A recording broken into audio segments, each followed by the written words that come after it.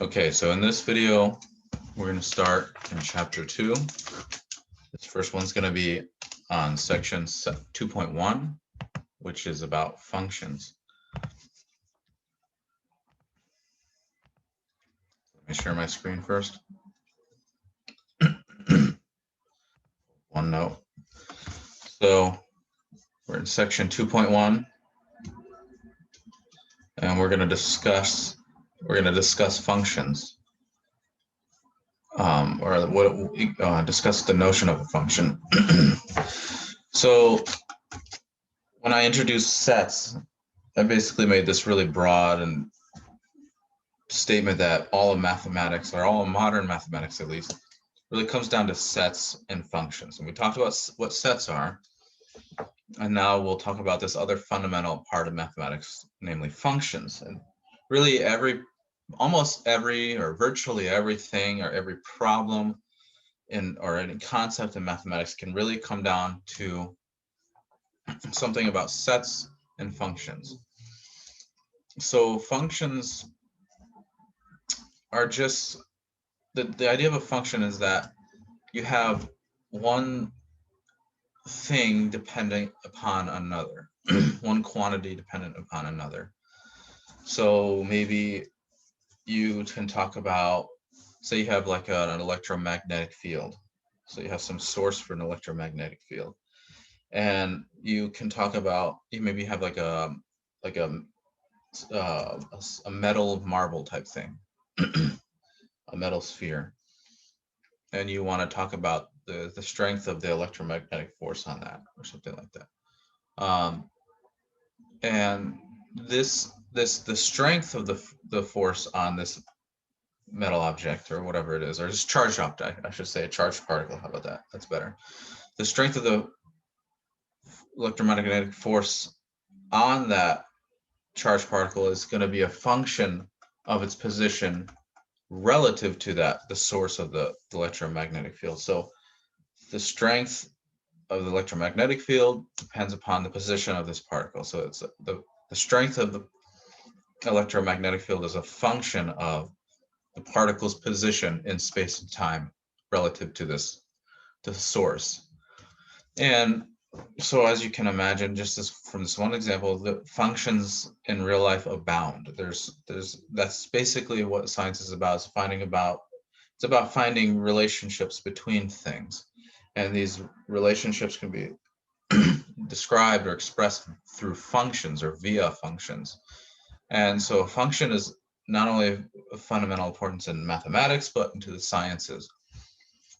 And it's a very, very intuitive thing. So a function really is a rule. Another way of thinking about a function is a rule. This is a more general way of thinking about a function. You know, a function, as I said, is something like, it expresses the fact that one thing depends upon another. But the more general notion of function is that it's a rule.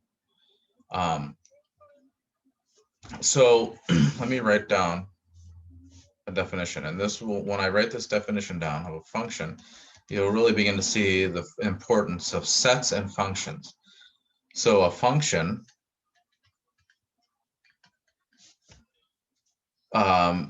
so the common letter we use for a function is f.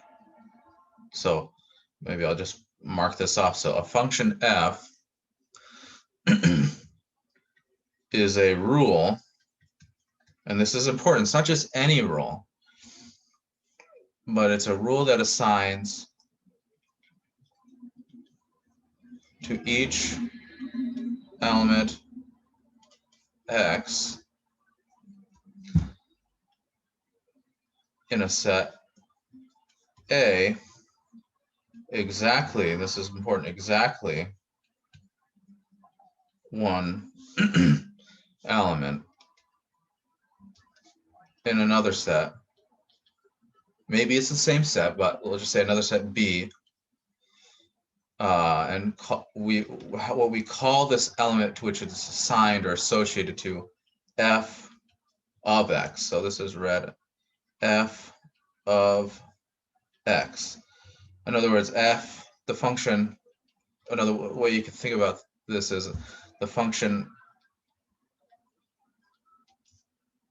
f is applied or acts on the element x, the element or point in your set. So this is a really dynamical view of functions. Is like you have this function and you're feeding in these numbers, say, or these elements from a set, and it's manipulating, it's changing on them in some way. So A is called and this is going to be a word that should be familiar now, the domain of the function. And B is called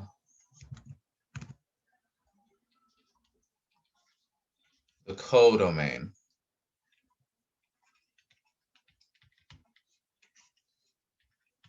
of the function f.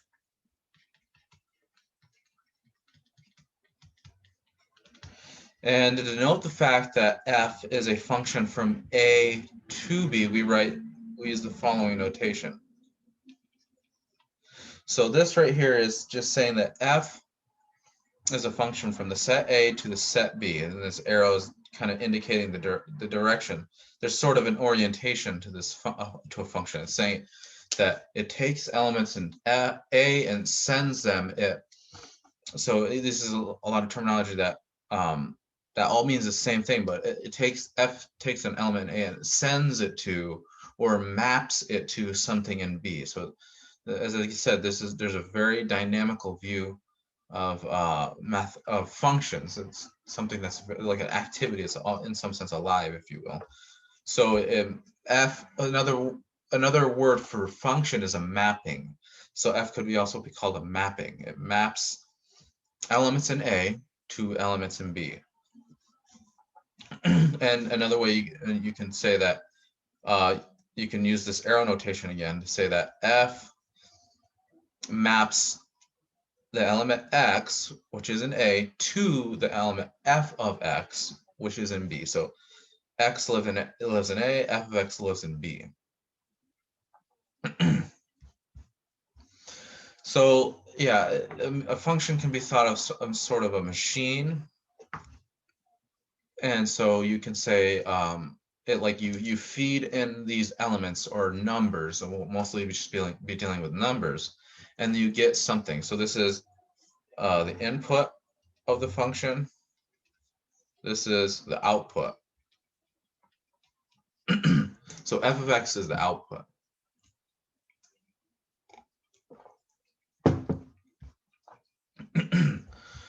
So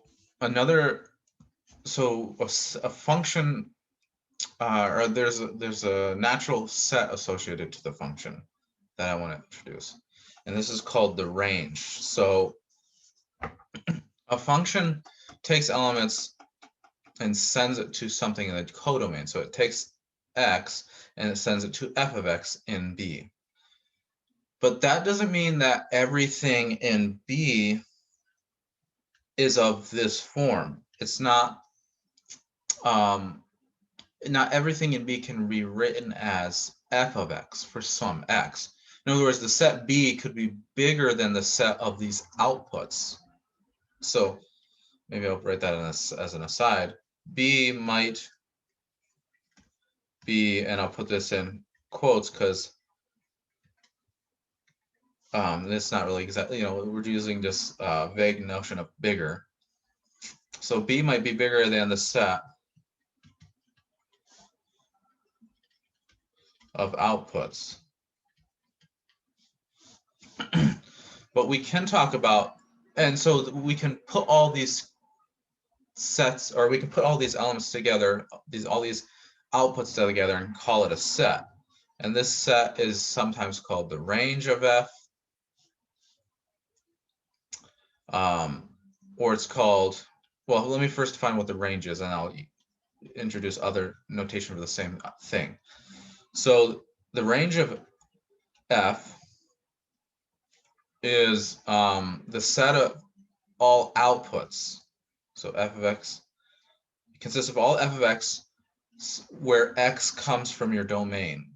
So in other words, you have your function, you plug in a bunch of numbers, you look at the outputs, and then you just put all those outputs in one set together, and that's the range. And this is also denoted as the image of f. So it could be the range or the image. I might use one or the other. I actually prefer to this notation right here, image, because then you can call the elements, or sorry, call the elements images. So it's like you take an element x and then it's somehow being reflected through this function, and you get another image. So x is itself an image, and then you plug it through the function and you get these images. It's like you're trying to projecting, there's some sort of like projection going on, this notion of projection. So I prefer this notation actually, and also it's shorter. So let me just review again what we have right here. So we have a function, it's a rule that assigns to each element x and a set A exactly one element in B called f of x, f parenthesis x, and this is read as f of x. And we can think of the function as being applied to or acting on the elements of x. And the set A is called the domain of the function. The set B is called the codomain. And we use this arrow notation right here to indicate that f takes things in A and maps them or sends them to things in B. And this set B might be strictly bigger than the set of outputs. So we'll focus in on this specific set right here. So here's a very simple example. So we have a function, and it's going to be defined at every real number. And the rule is, so I'm right here I'm just specifying where the function, I'm just specifying on what set the function acts on. So it acts on the real, it acts on the real numbers. And so it takes a real number and sends it to a real number. And now I'm going to specify the rule. The rule is that you square each real number. So you take an input, you feed it through the function, or you feed it through the function, which is some sort of machine or analogous to it. And then you square each input, and that gives you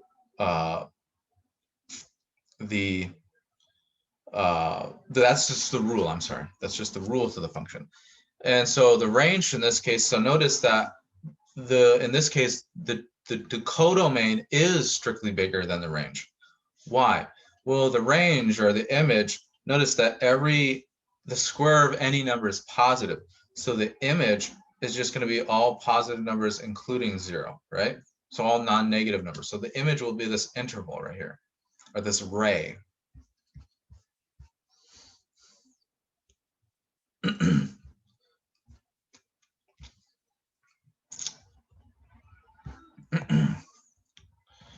So that's one here example. Let's look at a slightly more challenging example. So now sometimes you won't be given where the function, or on what function the set or what sets that function acts on. You're just given a rule, and sometimes you have to determine, okay, what is the domain? And the domain, so let me put this on the side. Domain is typically the largest set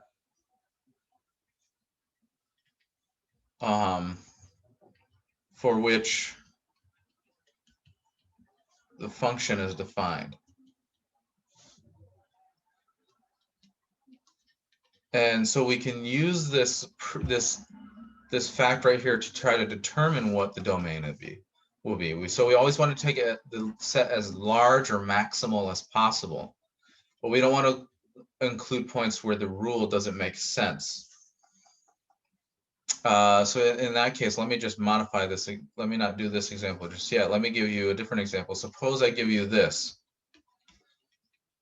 I want to choose. Now, certainly this is, say it's, I can define it.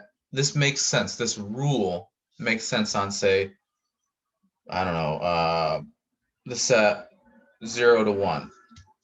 It makes sense there, but it's also defined on 1/2 to, I don't know, 10,000.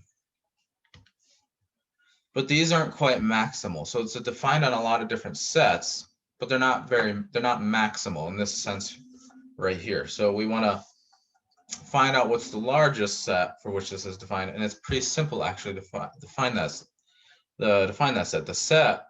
So the notation we use for the domain is just simply DOM of f.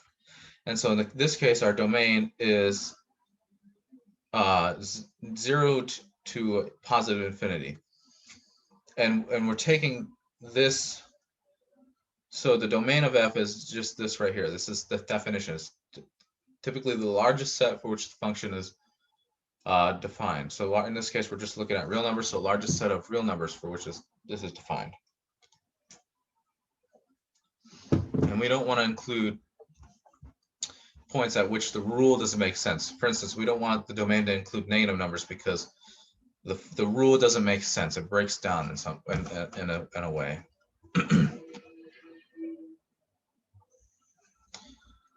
So let's look at one more example, or the example I was going to look at. So this is example 1, and it's in that same spirit. It's in the same spirit as this one, where you're given a rule, and you want to find the largest set. You want to find the domain and the range. You want to find the largest set for which this rule makes sense. So the domain, there's no restrictions on x. I can plug in any number here. So what this rule says is that you take a number x in, you square it, and then add 4. And that presents no difficulties. We can plug in any number. So the domain can be the whole real line. Now, the range, however, is not going to be the whole real line, and it's not even going to be all non-negative numbers, because we have this 4 here. So it's like you have this positive number, but then you're always adding 4 to it, so you're bumping up. So you have that x squared is always greater than or equal to 4, but if you add 4 to both sides, this means you get that, but that's the same thing. 4 plus x squared, or x squared plus 4, is f of x. So this shows right here. In fact, these are if and only ifs right here. Remember, the image is the set of all f of x where x comes from the domain. But this tells us what f of x can possibly be. It can be any number from greater than or equal to 4. So that shows us that the range, or the image, is 4 to infinity. And as a last part of this example, let's look at some evaluation. So now we've been just talking about x, which is just it stands for or represents just some number in the domain, an arbitrary number in the domain. And actually, let me write down that x. X is often called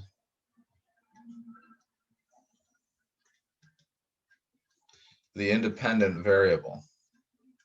It doesn't depend on any other variables for what it can.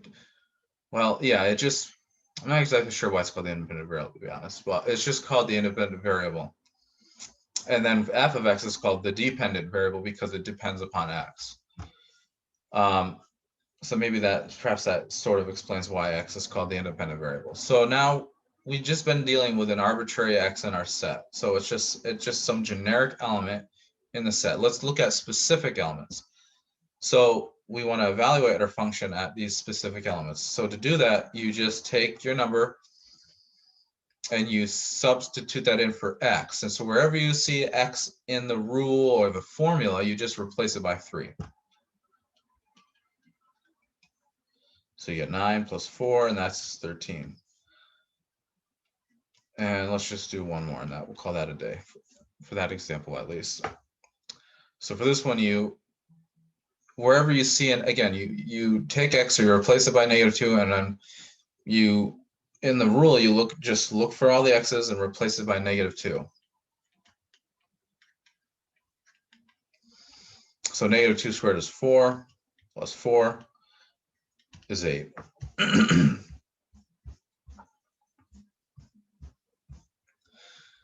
So sometimes a function is a rule, but that doesn't mean it's just confined to being one rule. Sometimes you can have multiple rules associated to a function. And we have already seen this actually, and this is in the notion of a piecewise defined function. So it's the terminology is supposed to indicate that the function is defined on different, so you take the domain of the function, and on different pieces of the domain, you have a different rule. So in other words, you're chopping up the domain into pieces and you're defining the function differently on each piece. And we've already seen an example of that, actually, the absolute value function. So the absolute value function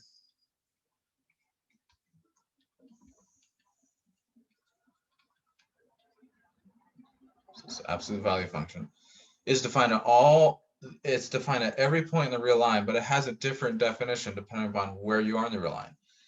It's broken up at 0. So if x is greater than or equal to 0, the absolute value spits out x. It just sends x to x. But if x is strictly less than 0, then the absolute value sends x to -x. And it's not too hard to see that the image of absolute value, I'll just put a blank there to just say, so like the absolute value bars with this dot just means that this is the function and takes an input. So it's not too hard to see that the range or the image of the absolute value is 0 to infinity. It's always going to give you a positive or non-negative number. The absolute value is always non-negative. So here's just this one example, simple example of a piecewise function, but they can get much more complex. So for instance, you could have f of x, or you could have f, and it's defined on all the real numbers, and it has the following definition. It has pieces. So for when x is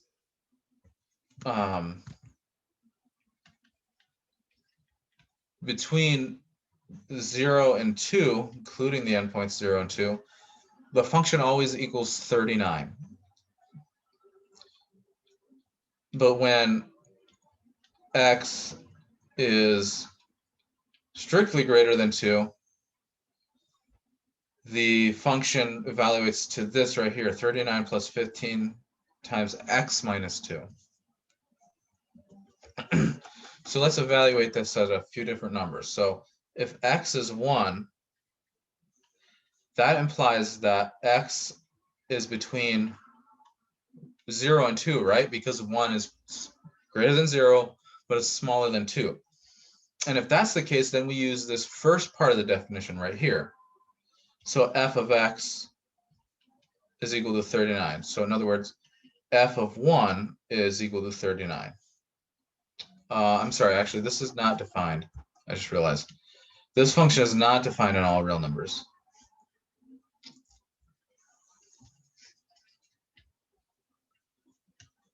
So it's defined from 0 to infinity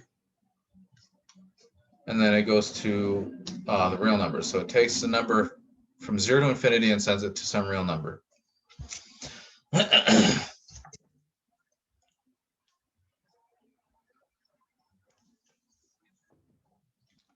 Okay, so that's just an example of how you evaluate this function.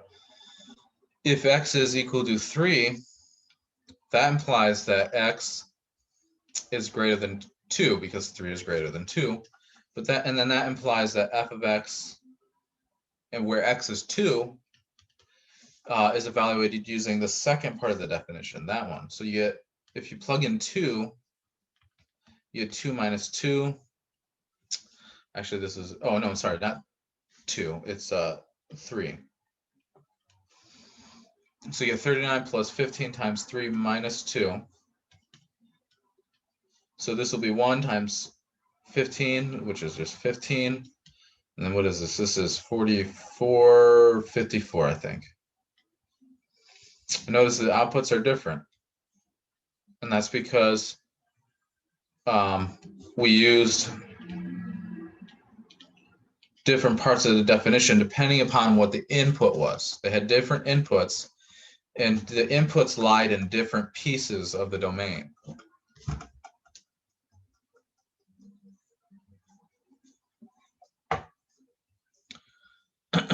So let's look at one more thing in this section, and this is domains. So we talked about domains a little bit, but let's talk about domains a little. Let's look at some more examples.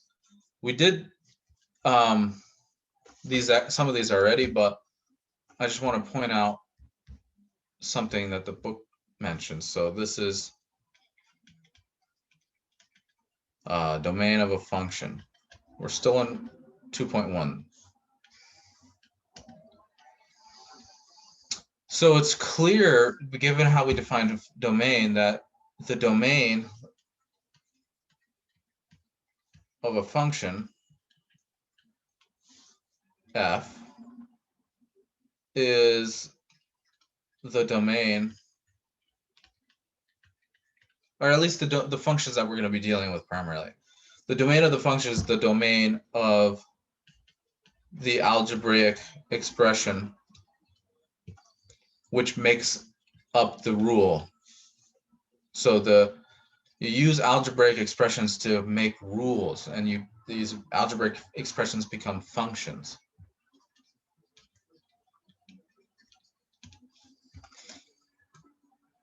So, and as I said, a lot of times you might be given a function, you aren't told the domain, and you need to go find what the domain could possibly be. So for example, you could have f of x is equal to x over square root of x plus 1. And so when you deal with fractions, you have to worry about division by 0.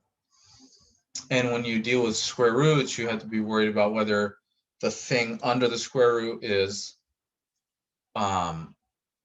non-negative. So what we have, the numerator almost never presents a problem unless the numerator has a square root or something like that.